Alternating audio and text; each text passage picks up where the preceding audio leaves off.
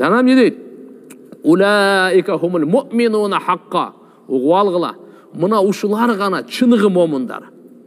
Мынада кимде 5 сифат болса, чынығы момындар деп Алла Таала айтып жатады. Муъминуна хаққа, чынығы момындар ушылар. Қайсы? Алланың атын ұққанда жүрегі қорқып, жүрегі жұмшарғандар. Екіншісі, Алланың аятын аларға тилауат қылынғанда иманға иман қосылып, алардығы иманы бекемделгендер, өз робыларына ғана таянғандар, тауаккел қылғандар, намазды тұрғызғандар, жана біз берген рызқыдан сарптап тұрғандар. Мынаки Алла субханаху ва таалаға ким ушыларды айтып жатат. Ушу 5 сипаты барлар.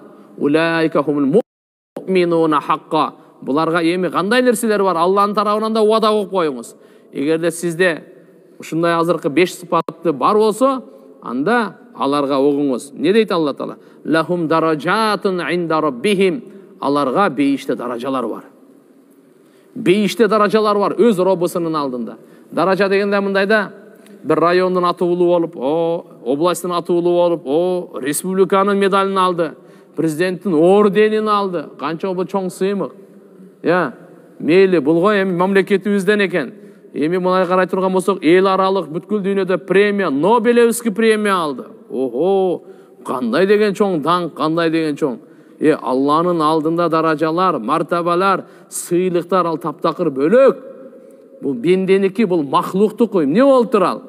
Мына ким ушуну 5-өөнү даярдаса, биринчи аларга кушка бар, аларга даражалар бар.